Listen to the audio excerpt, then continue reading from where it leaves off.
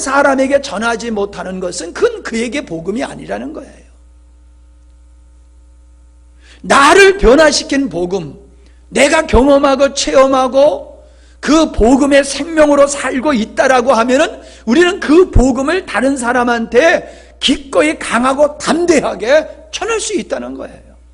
부끄러워 안 한다는 거, 부끄러워 안 한다는 거지. 주님 그러셨잖아요. 너희들이 사람 앞에서 나를 시인하면 나도 아버지 앞에서 너희를 시인할 것이요, 너희가 사람 앞에서 나를 부인하면 나도 아버지 앞에서 너를 모른다고 할 것이다. 그러셨잖아요. 여러분, 그것은 다른 사람한테 나 예수 몰라 이런 면으로만 생각하면 안 된다는 거지요. 저는 그번에 그 말씀을 들으면서 어떤 생각이 들었냐면, 아 그래, 내가 다른 사람한테 복음을 전하지 못한다는 자체가 다른 사람한테 예수를 시인하지 못하는 것이다, 그런 생각이 들더라고. 베드로같이 나 예수님 모른다라고 하는 그런 부인만 부인이라고 생각하면 안 돼요. 우리는 나를 변화시키고 나를 살린 복음이라고는 얼마나 자랑스럽습니까? 얼마나 확신이 있습니까? 왜? 이 복음이 나를 변화시켰는데. 제가 이 복음에 담대한 이유가 그거예요. 제가 변화됐고 여러분이 변화되는 걸 내가 봤기 때문에, 또 수많은 사람이 제가 전한 복음을 통해서 변화되는 걸 봤기 때문에 이 복음에 확신이 있는 거거든요. 그러니까 담대하게 전하는 거예요. 누가 뭐라든지 믿고 안 믿는 건 너 책임이고 나의 사명은 담대하게 전하는 거예요. 여러분, 이것이 우리의 신앙의 수준이 되어야지 됩니다. 나만 믿고 내가 믿으니까 나 구원받을 것이다 라는 논리로만 가면 안 돼요. 네가 믿느냐? 그러면 왜 그 복음을 전하지 못하느냐는 거예요. 너를 변화시킨 복음, 너에게 하늘의 영광을 경험하게 하고 죄를 이기게 하고 세상을 이기게 하는 복음이라고 하면은, 인생의 방향과 신앙의 방향을 끝장낸 복음이라고 하면은, 왜 방황하는 사람들에게, 그것도 남도 아닌 가족들에게, 친구에게, 이웃에게 왜 그걸 못 전하는 거예요? 그걸 전하지 못하는 것은 경험이 없다는 거죠. 복음의 능력으로 내가 살지를 못하고 있다는 것이고, 복음의 증거가 내 삶 속에서 없든지 빈약하든지 한 것이지요. 더 심하게 얘기하면은 전혀 없는 거지요. 이론적으로만 인정하는 것이지 그 복음이 나의 삶을 새롭게 하고 나를 변화시키는 이러한 경험이 없다 보니까는, 이러한 사실이 없다 보니까는 복음을 전하지 못하게 되는 것이다 라고 하는 것을 우리는 알 수가 있습니다. 이제 그런 측면에서 오늘 이 사도행전을 쓴 사람이 누구냐 하면은 누가거든요. 누가. 이 누가를 우리는 이제 보편적으로 사람들은 누가를 사도로 생각을 합니다. 근데 사도가 아니에요. 이 누가는 이방인 헬라인입니다. 이방인인데 그가 언제 누구를 통해서 이 복음을 받아들이게 됐는지는 모르지만은, 이 사람은 바울과 복음 이 전도 여행에 동행했던 사람으로 성경에 나타나 있음을 보게 되어집니다. 그게 이제 사도행전 16장 6절로 17절까지의 말씀인데, 그게 뭐냐면은 바울이 아시아로 가서 복음을 전하려고 했을 때에 마게도니아로 와서 우리를 도우라라고 하는 이런 환상을 그가 보고서, 그가 선교지를 아시아에서 어디에요? 그리스 있는 터키 위에 그리스, 그러니까는 지중해의 오른쪽 윗지방을 얘기하는 거지요. 그쪽을 선교지로 선택하고 가게 될 때에, 그때에 여기에 말씀에 보면은 우리라고 하는 말이 7번이나 나와요. 7번. 우리. 이게 뭐냐면은, 이 누가가 자기와 더불어 사도 바울이 함께하고 있다는, 바울과 누가가 동행하고 있다는 것을 말하고 있는 거예요. 그는 이방인인데 그는 복음을 전하는 사도 바울과 함께 했다라고 하는 것. 그게 이제 바로 그런 그 복음의 사역을 그냥 할 뿐만 아니라 1차, 2차, 3차의 전도 여행을 하게 됐는데 3차 전도 여행을 해서 그가 마게도냐를 통과해서 결국은 예루살렘에 들어오고 예루살렘에 들어와서 마지막에 그가 로마까지 가고 로마에서 바울을 도우면서 바울과 교제했고 바울과 복음의 사역을 함께 했던 사람으로 나타나고 있습니다. 보편적으로 뭐 니고데모나 디도나 이런 다른 사람에 대해서는 사도 바울과 복음을 함께 했다라고 하는 것을 잘 알려지고 있지만은 이 누가가 사도 바울과 복음의 사역을 함께 했다라고 하는 것은 잘 알려지지 않는 것 같아요. 우리가 지난번에 바울이라고 하는 영화 봤잖아요. 그죠? 그거 보면은 감옥에 있는 바울을 누가가 찾아가잖아요. 그래서 누가한테 이야기를 듣잖아요. 어떤 역사가 있었습니까? 어떤 음성을 들었습니까? 그런 것들을 누가가 기록하는 이런 그 장면이, 그 스토리가 그렇게 영화가 진행된 것을 보게 됩니다. 바로 그겁니다.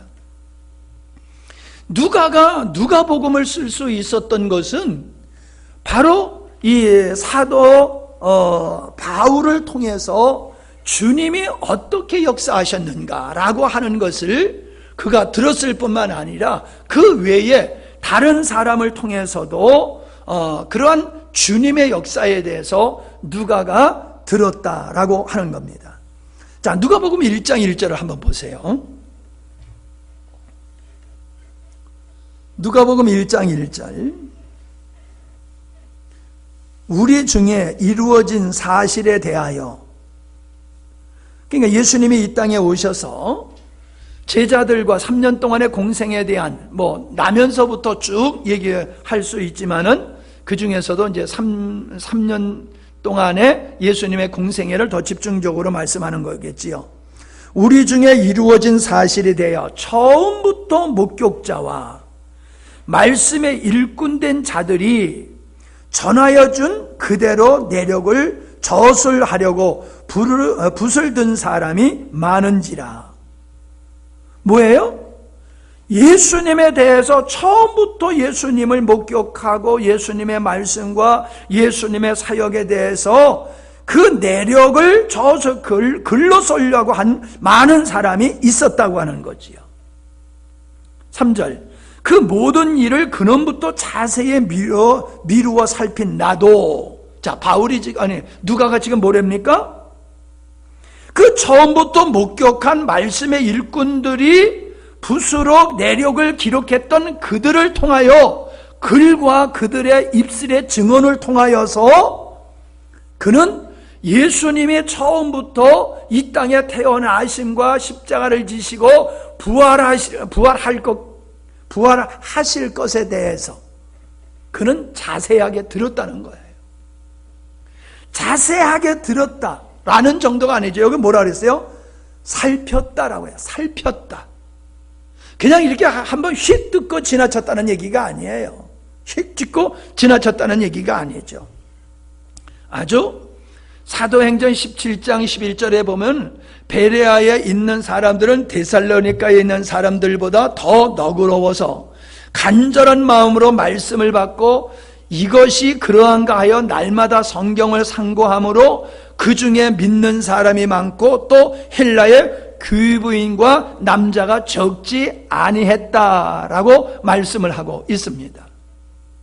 그러니까 이 누가는 바울을 통해서 들었고 또 예수님의 처음부터 행하셨던 모든 것을 기록하려고 했던 그 기록과 그들의 이야기를 듣는 것으로 끝나는 게 아니라 자세히 살펴봤다는 거예요. 베레아 사람들과 같이 깊이 묵상하고 확인했다는 거예요. 그냥 이 말씀이 그러한가? 진짜 그랬었는가? 이런 것들을 요즘 말하면 가짜 뉴스인가 진짜 뉴스인가 확인해 봤다는 거지요. 그래서 그가 확인해 본 결과 그게 맞았다는 거예요. 그게 맞았다는 거예요. 사실이었다는 거예요. 그가 전해 들은 것이. 그래서 그랬어요. 그 살핀 나도 데오빌로 각하에게 차례대로 써 보내는 것이 좋은 줄 알았느니 이는 각하가 알고 있는 바를 더 확실하게 하려 함이로라.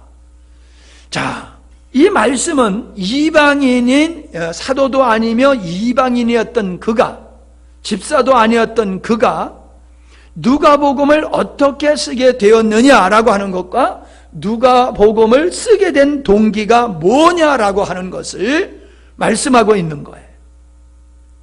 그거는 사도행전을 쓰는 것도 마찬가지지요. 사도행전을 쓰는 것도 마찬가지예요. 누가복음에 의해서 누가복음을 이 사도 바울이 누구예요? 말이 헷갈려. 데오빌로에게 개인적으로 이 누가복음도 보낸 것이고, 크게 보면은 이방인들을 상대로 이제 쓴 것인데, 이 데오빌로라고 하는 사람이 첫 번째 서신인 이 누가복음을 듣고도 그가 해결하지 못하는, 견고하게 쓰지 못하고 흔들리는 부분이 있었다는 거예요. 그래서 그 흔들리는 부분을 온전한 모습으로, 흔들리지 않은 견고한 믿음으로 서게 하기 위해서 그가 질문한, 그가 의문을 품고 있는 것들을 해소하기 위해서 이 사도행전을 썼다라고 하는 거지요. 참 우리가 이렇게 살펴볼 때에 누가는 자기가 증거하는 길을 그냥 증거하는 거를, 누가 이야기하는 거를 그냥 아무 생각 없이 듣고 그냥 책임성 없이 말한 게 아니라 들은 것을 확증하고 확증한 걸 근거로 한 믿음을 가지고, 또 믿음에 연약한 이 데오빌로라고 하는 사람도 헬라 사람이거든요. 자기가 먼저 개종한 상태에서, 주님께로 돌아온 상태에서 데오빌로라고 하는 어떤 특정한 사람의 영혼을 위해서, 그의 신앙을 견고하기 위해서 이처럼 수고스럽게 편지를 쓰고 있는 것을 보게 됩니다. 다시 말하지만 그냥 쉽게 쓰는 것이 아니라는 거죠.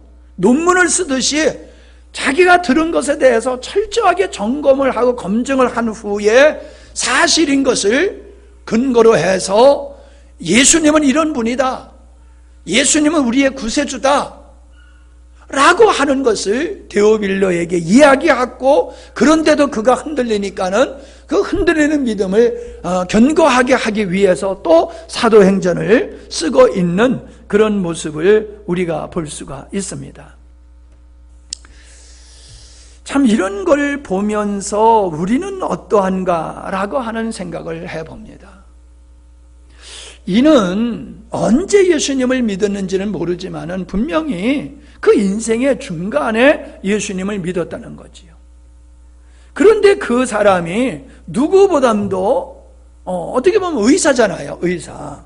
이게 우리가 성경에 보면은 그가 의사라고 하는 것이 나오게 되어지는데, 그런 의사라고 하면은 지금이나 과거에나 편안하게 살 수 있는, 그렇게 안정된 삶이 보장된 사람이잖아요.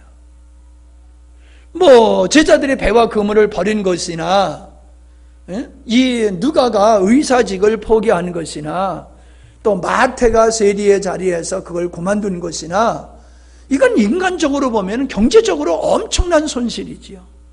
경제적인 손실뿐만 아니라 그에 따른 어떤 불이익이라든가 억울함이라든가 손해보는 일들이 얼마나 많았겠어요.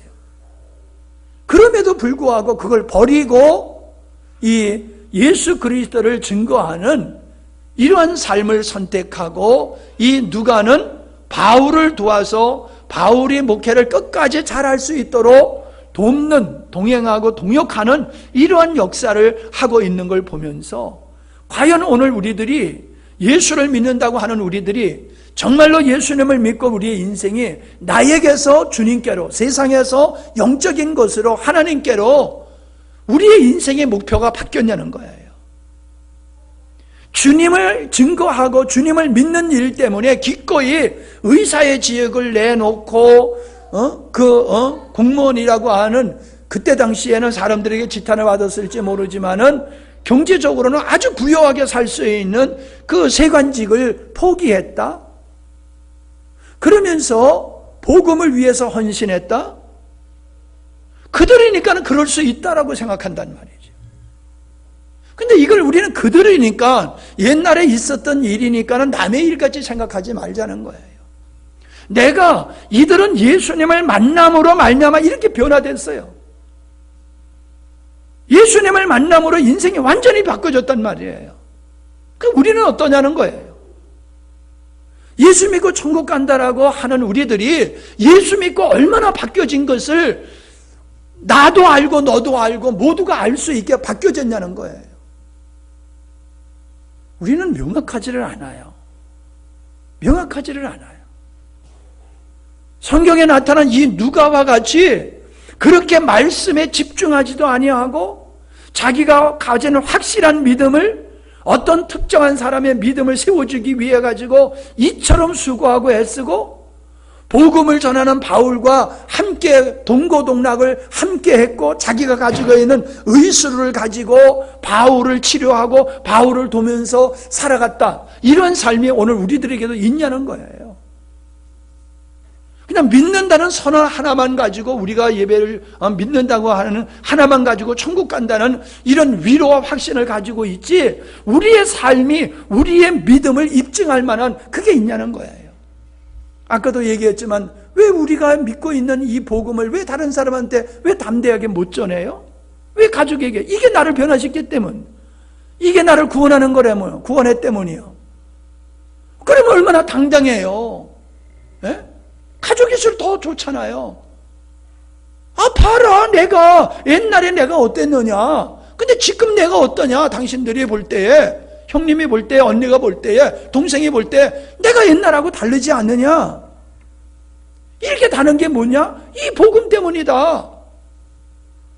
그럼 할 말이 없잖아요. 그들이 할 말이 없잖아요. 안 믿을진 모르지만 할 말이 없잖아요. 왜? 복음이 나를 이렇게 변화시켰다고 하는 자기 자신을 증거물로 놓고서 얘기하고 그걸 뻔히 아는데 어떻게 부정하냐 말이죠. 근데 우리가 그걸 전하지 못한다는 것은 우리가 이 지옥에 대한 이 어떻게 보면은 확신이 빈약한 것이라고 생각해요. 여러분, 우리의 가족 중에 어떤 사람이 죽을 병에 걸렸다라고 하는데 그냥 모르는 척할 사람이 어디 있겠어요? 어떻게든지 그를 살리기 위해 가지고 별 수단을 다 쓸 거 아니에요? 살릴 수만 있다고 하면은 그게 당연하잖아요. 그런데 영원히 지옥 가는 걸 내가 구원받았다고 하면은 예수 안 믿으면 지옥 간다는 걸 알면서도 안 믿는 그들을 보고 가만히 있다고 하는 것은 내가 진짜 천국을 믿느냐, 내가 정말로 지옥을 믿느냐 자문해 봐야 돼요. 육신의 어려움도 우리가 못 본 척하지 못하면서 그 영혼이 지옥 가는 걸 보면서 어떻게 그냥 못 본 척하고 모르는 척하고 갈 수가 있습니까? 말이 안 되는 거예요. 나는 천국 갈게, 넌 지옥 가, 알아서 가든지 말든지 네 알아서 해, 이럴 수 있는 게 아니잖아요. 어떻게든지 믿게 해야 된다라고 하는 그 마음이 우리로 하여금 그냥 가만히 못 있게 할 거 아니에요? 이런 마음이 전도가 되는 거지요. 뭐 교인 하나 숫자 늘리려고 전도하고 그런 차원의 우리 전도는 할 필요가 없어요. 그건 안 돼요. 교인 하나 늘리려고가 아니라 내가 구원받고 보니까는 구원받지 못한 저들을 볼 때에 너무나도 이거는 불쌍하고 그냥 방치할 수가 없기 때문에 싸우면서 의도터지며 욕먹으면서도 그들에게 복음을 전할 수밖에 없는 게 그게 당연한 모습이라는 거지. 다른 사람에게는 못해도 적어도 가족들에게는 해야 된다는 거지요. 그럼 생각해 보세요. 우리 가족만 전도하면은 모든 사람을 다 전도할 수 있어요. 그렇잖아요. 내 가족, 내가 우리 가족을 전하면은 우리 가족이 또 가족이 있잖아요. 예? 이해가 되시죠? 예, 며느리 전도해서 그러면 며느리가 친정집 식구 있잖아요.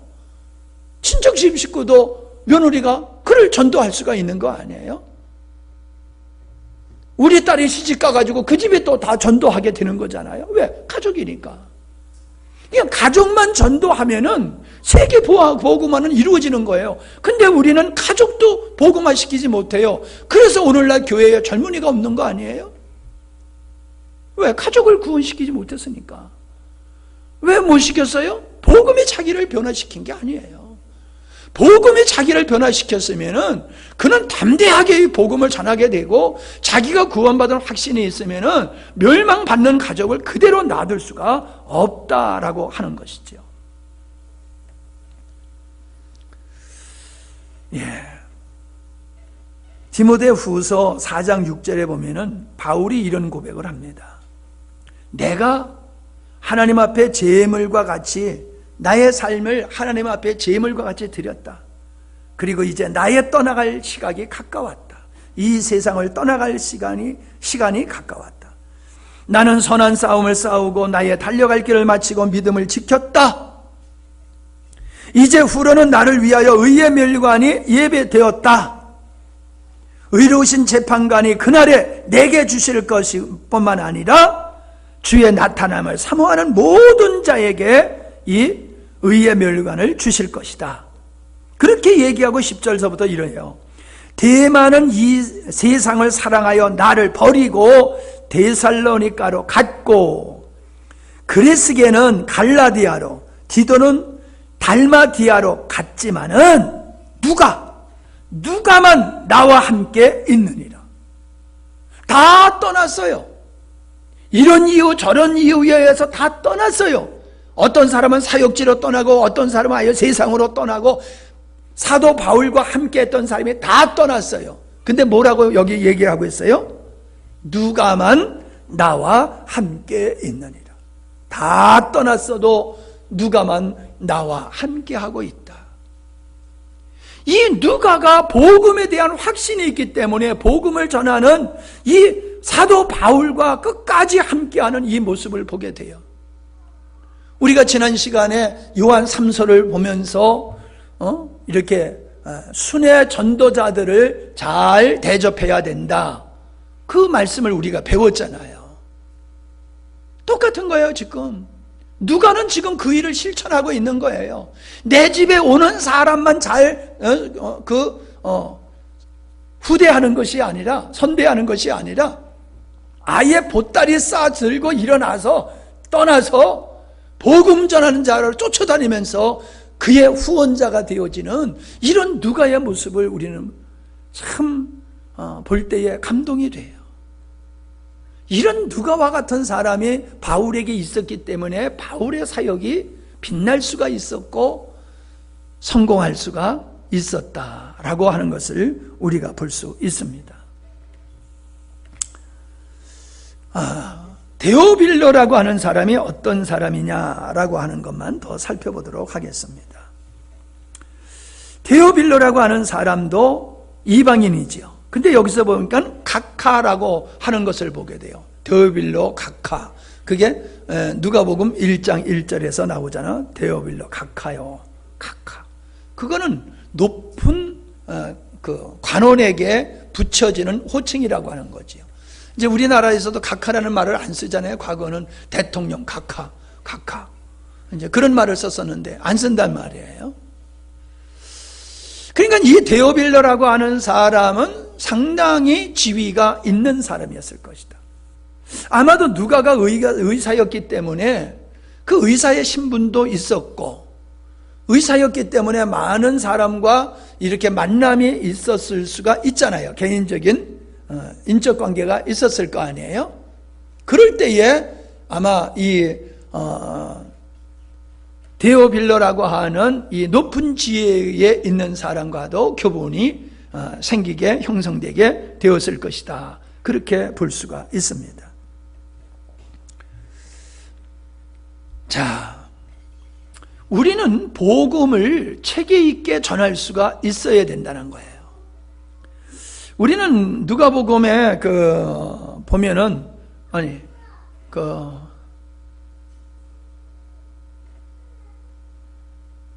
무릇 1절이요. 사도행전 1장에 보면 무릇 예수께서 행하시며 가르치시기를 시작하신부터 그가 택하신 사도들에게 성령으로 명하시고 승천하신 날까지 이를 기록하였느니라.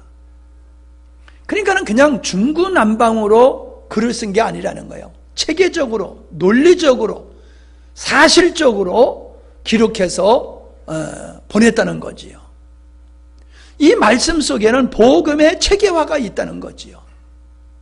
그냥 듣는 거는 하도 듣다 보니까는 귀에 아주 익숙해. 근데 이게 내게 안 되면요, 체계 있게 말이 안 나와요. 횡설수설 왔다 갔다 이렇게 돼버리고 말아요. 여러분은요, 그냥 나는 많이 잘 들어서 난 잘 알고 있어, 이거 가지고 안 돼요. 여러분이 누군가에게 이 복음을 체계적으로 복음을 소개할 수 있는, 전할 수 있는 이런 준비가 되어 있어야지 됩니다. 그건 일부러 시험치기 위해서 학생이 공부하는 것과 같이가 아니라 복음에 대해서, 예수님에 대해서 깊이 연구하고 관심을 갖고 묵상하다 하나하나 깨달아지면은 이게 짜여지는 거예요. 내가 종종 여러분들한테 그러잖아요. 난 참 목회자가 될 만한 자질이 없는, 성향이 참 없는 사람이다, 이런 얘기를 종종 합니다. 근데요, 요즘에 그런 생각이 들어요. 하나님, 내가 인간적으로 여러 가지 재능이 탁월하다라고 하면은 이 복음을 내가 못 깨달았을 것입니다. 이 복음을 못 깨달았을 것입니다. 근데 내가 부족하기 때문에 주님 앞에 엎드리게 됐고, 주님 앞에 엎드리다 보니까는 이 복음을 내가 깨닫게 됐습니다. 이것을 새롭게 발견하면서 이런 생각이 들더라고요. 여러분한테 이렇게 담대히 말할 수 있는 마음이 생기더라고요. 내가 누구같이 말을 잘하고 감동시키고 언변에 능하고 지식에 충만하고 이거는 못한다 할지라도 투박하지만은 진짜 복음은 나에게 있다. 진짜 복음은 나에게 있다.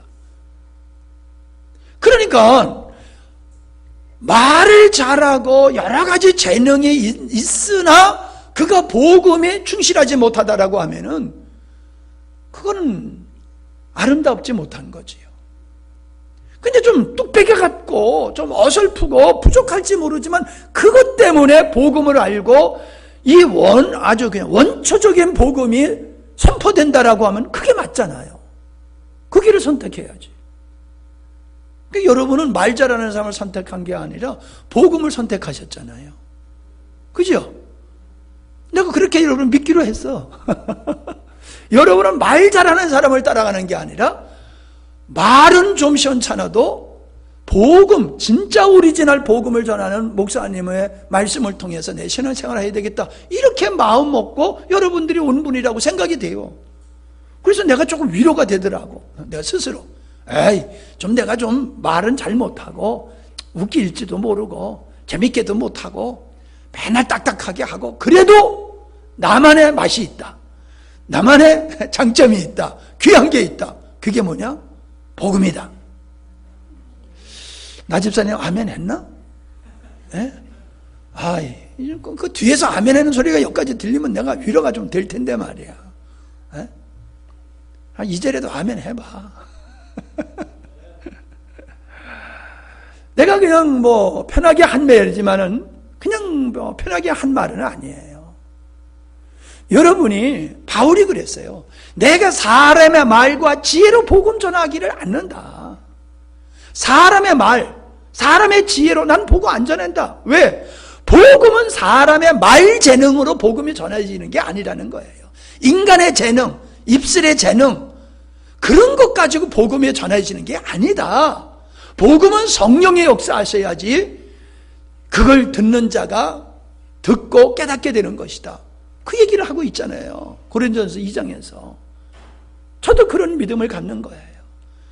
내가 좀 입술이 뻣뻣해서 말씀을 좀 잘 전하지 못한다 할지라도 어차피 이 말씀은 사람의 말을 잘한다고 하면 깨닫고 못한다면 못 깨닫는 게 아니라 어차피 복음은 성령의 역사하셔야지만 깨달을 수 있는 거지, 성령의 역사하지 않으면 못 깨닫는 게 복음이라는 거예요.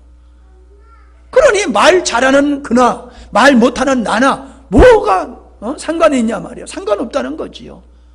중요한 건 뭐예요? 그냥 오리지널로 복음을 전하는 게 그게 중요하다는 거예요. 거기에 성령이 역사하신다는 거지요.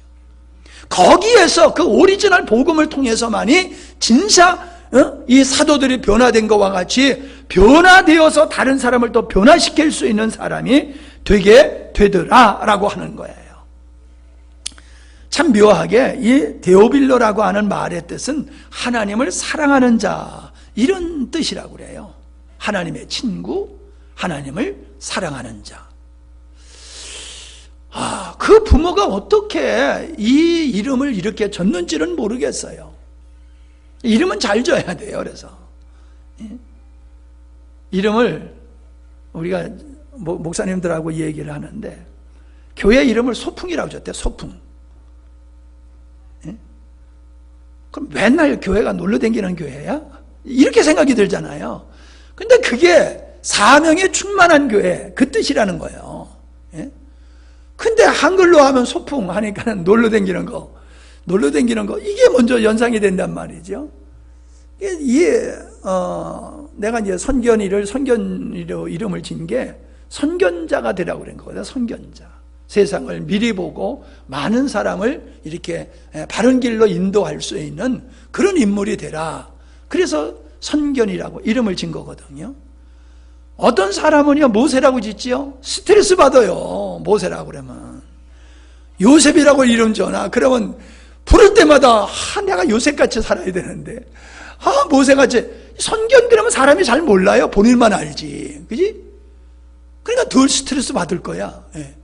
근데 만약에 모세라고 줬어. 그럼 애들이 모세야 출석 부를 때마다 모세야 그러면은 부를 때마다 얼마나 그 스트레스가 되겠어요. 예. 스트레스를 받을 수 있어도 하여간에 우리 교회가 영광스러운 교회잖아요. 그러니까 우리 이 교회 이름을 부를 때마다 우리 교회가 지향하는 게 뭐냐? 지향하는 게 뭐냐? 그걸 우리가 각인하기 위해서 우리의 제 목회의 목표를 교회 이름으로 정한 거고, 여러분도 그 소리를 들을 때마다 우리 영광스러운 교회라는 소리를 이렇게 듣고 할 때마다 우리가 신앙이 영광스러운 신앙이 되어야 돼라고 하는 게 이 자각이 되고 각인이 되잖아요. 이름을 잘 줘야 될 것 같아요. 돈 주고 짓는 건 그건 잘 짓는 게 아니에요. 그렇다고 나한테 자꾸 이름 줘달라고 그러지 마세요. 나도 그런 재능이 없어. 예. 재능이 별로 없어요. 하여튼 우리 교회는 예자가 많이 들어가가지고 얼마나 헷갈리는지 몰라. 부르려고 그러면 한참 생각을 해야 돼. 예수님이 좋아가지고 하여간에 예자를 붙여가지고 이름을 우리 애들이나 여러분이나 다 줘놓으니까는 헷갈려. 그래도 괜찮아. 그들이 자기의 이름을 뜻을 알 때에 어떻게 했어요? 하나님을 사랑하는 자, 하나님의 친구. 참 이름을 잘 진 것 같습니다. 그는 결국 누가라고 하는 사람을 만나서 하나님을 만나게 되고 진짜 하나님을 사랑하는 사람으로 바뀌어졌을 줄로 믿습니다. 뒤에 성경에 어디에 기록되지는 않았지만은 분명코 이러한 누가가 그를 향해서 이런 누가복음과 사도행전을 써서 보낸 것을 통해서 보면은 그가 분명히 하나님을 사랑하는 자, 하나님의 친구가 되었을 줄로 믿는데, 오늘 우리들의 신앙생활을 바로 그와 같이 해야 될 줄로 믿습니다.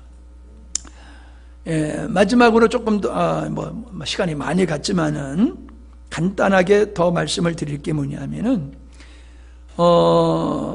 누가복음의 그 마지막에 보면은 뭐라고 했냐면, 볼지어다 내가 내 아버지께 약속하신 것을 너희에게 보내리니 너희는 위로부터 능력으로 입힐 때까지 이 성에 머물라 하시니라. 이렇게 누가복음을 마무리 지었거든요. 그러니까 성령, 하나님께서 약속하신 성령을 받기 위해서 예루살렘에 머물라 이렇게 누가복음을 마쳤어요. 그리고 이어서 쓴 게 바로 사도행전인데 4절을 보면 이랬잖아요. 사도행전 1장 4절. 사도와 함께 모이사 그들에게 분부하여 이르시되 예루살렘을 떠나지 말고 내게서 들은 바 아버지께서 약속하신 것을 기다리라. 자, 누가복음에 있는 연상 말씀이 거기에 다시 기록되어 있지요. 요한은 물로 세례를 베푸었으나 너희는 몇 날이 몇 되어 성령으로 세례를 받으리라 하셨느니라. 모였을 때에 예수께 여쭈어 이르시되 주께서 이스라엘 나라를 회복하심이 이때이니까 하니 이르시되 때와 시기는 아버지께서 자기의 고난에 두셨으니 너희가 알 바 아니요 오직 성령이 너에게 임하시면, 이게 뭐예요? 약속하신 성령이 임하시면 너희는 권능을 받게 될 것이고 예루살렘과 온 유대와 사마리아와 땅끝까지 이르러 내 증인이 되리라 하시니라. 그리고 말씀을 마치시고 그들이 보는 가운데서 구름 속으로 이렇게 승천하시는 모습이 나와 있습니다. 바로 이 성령의 역사, 사도행전의 이 역사는 성령 행전이라고 얘기를 하거든요. 성령의 임하심으로부터 사도들의 사역이 시작되어지고 교회가 세워지게 되어지는 역사를 보게 되어집니다. 이것은 우연히 일어난 일이 아니라, 갑자기 일어난 일도 아니라 이미 하나님께서 에레미야 선지자와 에스겔 선지자, 요엘 선지자, 이런 선지자를 통해서 약속하신 성령이 임하신 것이다. 그래서 이 성령의 역사는 하나님의 주도적인 주권 속에서 이루어진 역사다. 하나님 스스로가 하나님의 뜻을 이루어 가시는 그 흔적을 기록해 놓은 것이 사도행전이다 라고 하는 겁니다. 어때요?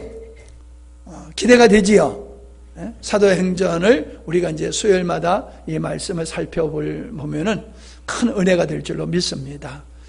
앞서서 우리가 요한 1, 2, 3, 4를 통해서도 큰 은혜를 입었지만은 사도행전을 통해서도 많은 은혜를 입을 텐데, 하여튼 기대하시고 열심히 참여하실 뿐만 아니라 혹시 여러분이 빠지게 되어지면은 우리 밴드에 이게 올라가니까는 꼭 여러분이 빠지지 마시고 한 번만 듣지 마시고 여러분이 이해될 때까지 반복해서 여러분이 들으시면은 여러분의 신앙에 큰 유익이 될 줄로 믿습니다.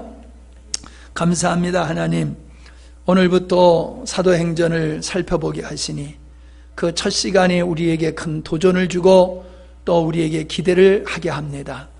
우리가 기대하는 마음으로, 사모하는 마음으로 참여하게 하셔서 말씀 속에 역사하시는 하나님, 동일하게 나의 삶 속에서도 역사하심을 깨닫게 하시어서 참으로 성령의 사람이 되는 사도들과 같이 우리도 그러한 성령의 사람들이 되게 하여 주시옵소서. 그러므로 내가 변화되어지고 내가 새로워지고 나로 말미암아 주변에 많은 사람들이 변화가 일어나고 새로워지는 역사가 있을 수 있도록 우리 하나님, 우리를 통하여 거룩한 역사를 이루시옵소서. 이 일에 누가와 같이 헌신하며 정말로 주의 역사 위에 헌신하고 사랑하는 귀한 사역자들이 다 될 수 있도록 은혜 베풀어 주옵소서. 예수님의 이름으로 기도하옵나이다. 아멘. 자, 이번 주가 마지막 주죠? 마지막 주 금요일 여러분들 또 함께 참여하셔서 우리 기도하는 시간을 가질 수 있도록 그렇게 해주시기 바랍니다.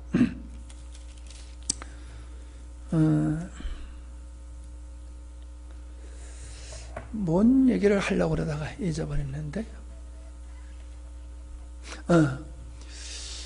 아무리 바빠도 구역장들은 이러한 날에는 구역원들한테 독려를 좀 하셔야 됩니다.